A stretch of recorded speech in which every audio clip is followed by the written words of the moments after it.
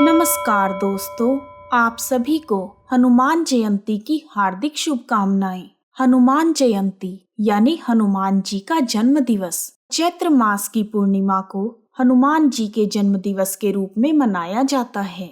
आज मैं हनुमान जयंती के अवसर पर आप सभी के समक्ष हनुमान जी के जन्म से जुड़ी हुई कथाएं लेकर आई हूँ। आइए शुरू करते हैं। बोलो बजरंग बली हनुमान की जय। पूर्व काल में भस्मासुर नामक राक्षस तीनों लोकों पर आधिपत्य जमाना चाहता था। अपने इसी प्रयोजन को सिद्ध करने के लिए उसने भगवान शिव की कठोर तपस्या की। कई वर्षों की कठोर तपस्या के बाद भगवान शिव प्रसन्न होकर उसके सामने प्रकट हुए और उसे वरदान मांगने को कहा। तब भस्मासुर ने वरदान मांगा कि वह जिसके भी सिर पर हाथ रखे वह भस्म हो जाए। भगवान शिव ने उसे मनवांछित वरदान प्रदान किया। जैसे ही भोलेनाथ ने उसे वरदान दिया, वह शिवजी को ही भस्म करने के लिए उनके पीछे दौड़ने लगा। तब शिव शंकर भगवान विष्णु जी की शरण में गए। विष्णु जी ने भस्मासुर का अंत करने के लिए मोहिनी रूप धारण किया। भस्मासुर जब शिव शंकर को भस्म करने के लिए इधर उधर भटक रहा था, तब मोहिनी बने हुए विष्णु जी उसके सामने आकर खड़े हो गए। मोहिनी की सुंदरता से मुग्ध होकर भस्मासुर वहीं रुक गया और मोहिनी से विवाह करने की इच्छा जताने लगा। तब मोहिनी बोली, मैं उसी युवक से विवाह करूंगी जो मेरी तरह नृत्य कला में निपुण हो। भस्मासुर को तो नृत्य आता ही नहीं था, इसलिए उसने मोहिनी से मदद मांगी और मोहिनी उसे नृत्य सिखाने के लिए तैयार हो गई। नृत्य सिखाते हुए मोहिनी ने अपना हाथ अपने सिर पर रखा और उसी की देखा देखी भस्मासुर ने भगवान भोलेनाथ का वरदान भूलकर अपना हाथ अपने ही सिर पर रख दिया और स्वयं ही भस्म हो गया। इस तरह विष्णु भगवान की सहायता से भगवान भोलेनाथ की विकट समस्या का हल हो गया। भस्मासुर के भस्म हो जाने पर भोलेनाथ ने प्रसन्न होकर कहा, जैसे आपने आज मेरी सहायता की है, मैं आपके मनुष्य रूपी अवतार में आपके भक्त के रूप में 11वां अवतार लूंगा और राक्षसों के संहार में आपकी सहायता करूंगा। तब भगवान शिव ने अपना यह 11वां अवतार माता अंजनी और वानर राज केसरी के यहाँ लिया। माता अंजनी पिछले जन्म में देवराज इंद्र के दरबार में पुंजी कस्थला नाम की अप्सरा थी। अपने चंचल स्वभाव के कारण उन्होंने तपस्या में लीन एक तेजस्वी ऋषि के साथ अभद्र व्यवहार किया। गुस्से में आकर उन तेजस्वी ऋषि ने पुंजी कस्थला को श्राप दे दिया कि तू अभी के अभी वानरी बन जा। ऋषि के श्राप के कारण पुंजी कस्थला धरती पर आकर वानरी के रूप में रहने लगी। पृथ्वी पर वानरी के रूप में अंजनी ने वानर राज केसरी से विवाह कर लिया, परंतु वह संतान के सुख से वंचित थे।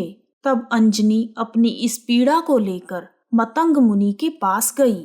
तब मतंग मुनि ने उनसे कहा, पंपा सरोवर के पूर्व में नरसिंह नाम का आश्रम है। उसकी दक्षिण दिशा में नारायण पर्वत पर स्वामी तीर्थ है।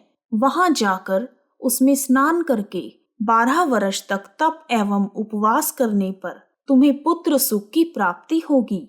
मतंग मुनि के कहे अनुसार अंजनी ने अपने पति वानर राज केसरी से आज्ञा लेकर 12 वर्ष तक तप किया और केवल हवा पर ही जीवित रही और भोलेनाथ की आराधना करती रही। तब भगवान शिव की आज्ञा से पवन देव ने अंजनी के कान में प्रवेश करके उसे वरदान दिया कि तुम्हें सूर्य, अग्नि एवं स्वर्ण के समान तेजस्वी, सभी वेदों का ज्ञाता, महाशक्तिशाली तथा महाबली पुत्र की प्राप्ति होगी। यह बालक भगवान शिव का 11वां अवतार होगा। वरदान प्राप्ति के बाद एक दिन अंजनी भगवान शिव की आराधना कर रही थी और दूसरी तरफ अयोध्या में राजा दशरथ अपनी 3 रानियों कौशल्या, सुमित्रा और केकई के साथ पुत्र रत्न की प्राप्ति के लिए पुत्रेष्टि यज्ञ करवा रहे थे। यज्ञ की पूर्ण आहुति पर स्वयं अग्निदेव ने प्रकट होकर राजा दशरथ को खीर का एक पात्र दिया और कहा, यह खीर तीनों रानियों को खिला दो, आपकी इच्छा अवश्य पूर्ण होगी। उसी समय एक चमत्कारी घटना हुई। एक पक्षी उस खीर की कटोरी में से थोड़ी सी खीर अपनी चोंच में भरकर ले गया और तपस्या में लीन अंजनी के हाथ में उसे रख दिया। यह सब भगवान शिव की इच्छा से पवन देव ने किया था और अंजनी ने उस खीर को भगवान शिव का प्रसाद समझकर ग्रहण कर लिया। तब चैत्र शुक्ल पूर्णिमा की महानिशा में अंजनी ने हनुमान जी को जन्म दिया। बोलो अंजनी सुत हनुमान की जय। पवन देव के आशीर्वाद से पैदा होने के कारण हनुमान जी को पवन पुत्र कहा जाता है। बोलो पवन पुत्र हनुमान की जय। एक बार सूर्योदय होते ही हनुमान जी को भूख लगने लगी। तब माता अंजनी उनके लिए फल लाने गई। तब लाल रंग के सूर्य को फल समझकर हनुमान जी उसे लेने के लिए आकाश में उछल गए। बस एक ही छलांग में हनुमान जी सूर्य भगवान के पास पहुंच गए और उन्हें पकड़कर अपने मुंह में रख लिया। वह सूर्य ग्रहण का दिन था।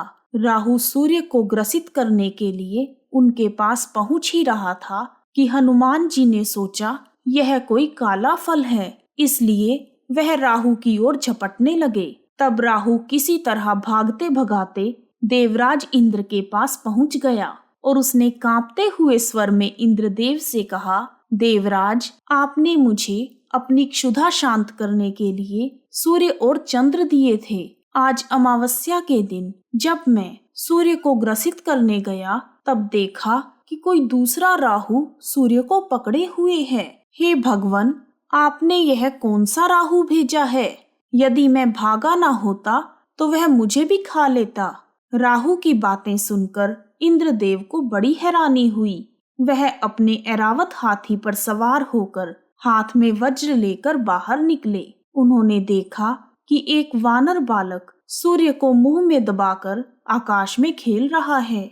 यह देखकर देवराज इंद्र बहुत क्रोधित हो गए। सूर्य को छुड़ाने के लिए उन्होंने हनुमान जी की ठोड़ी पर वज्र से प्रहार किया। वज्र के प्रहार से हनुमान जी बेहोश होकर पृथ्वी पर गिर गए और हनुमान जी के गिरते ही उनके पिता पवन देव वहां पर पहुंच गए। अपने बेहोश पुत्र को उठाकर उन्होंने उसे छाती से लगा लिया। तब माता अंजनी भी वहां दौड़ती हुई पहुंच गई। हनुमान को बेहोश देखकर वह रोने लगी। वायुदेव ने क्रोधित होकर बहना ही बंद कर दिया।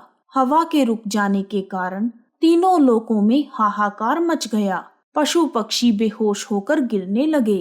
पेड़ पौधे और फसलें कुम्हलाने लगी। तब ब्रह्मा जी, इंद्र आदि सभी देवताओं को लेकर पवन देव के पास गए। उन्होंने अपने हाथों से छूकर हनुमान जी को जीवित कर दिया और पवन देव से कहा, आप तुरंत ही बहना शुरू करें। वायु के बिना सभी के प्राण संकट में पड़ गए हैं। यदि आपने बहने में देर की तो तीनों लोकों के प्राणी मौत के मुंह में चले जाएंगे। आपके पुत्र को आज सभी देवताओं से वरदान मिलेगा। ब्रह्मा जी की बात सुनकर सभी देवताओं ने कहा, आज से इस बालक पर किसी प्रकार के अस्त्र शस्त्र का कोई प्रभाव नहीं होगा। तब इंद्रदेव बोले, मेरे वज्र का प्रभाव भी इस पर नहीं पड़ेगा। मेरे वज्र के प्रहार के कारण इसकी ठोड़ी टूट गई थी, इसलिए इसका नाम आज से हनुमान होगा। हनुमान शब्द का अर्थ है ऐसा व्यक्ति जिसका मुख या जबड़ा बिगड़ा हुआ हो। बोलो बजरंग बली हनुमान की जय। तब ब्रह्मा जी ने कहा, हे पवन देव, तुम्हारा यह पुत्र बल, बुद्धि और विद्या में सबसे आगे होगा। तीनों लोकों में इसकी बराबरी करने वाला कोई दूसरा नहीं मिलेगा। इसका ध्यान करते ही सबके सभी प्रकार के दुख दूर हो जाएंगे। यह ब्रह्मास्त्र के प्रभाव से सदा मुक्त होगा। वरदान से प्रसन्न होकर और ब्रह्मा जी एवं देवताओं की प्रार्थना सुनकर पवन देव ने पहले की तरह बहना शुरू कर दिया और तीनों लोकों के प्राणी प्रसन्न हो गए। बोलो पवन पुत्र हनुमान की जय। यदि आपको हनुमान जन्म कथा पसंद आई है तो कमेंट बॉक्स में जय हनुमान लिखना ना भूलें। आप सभी का हार्दिक धन्यवाद। जय हनुमान। ओम हनु हनु हनु हनुमते नमः। संकट मोचन नमो नमः।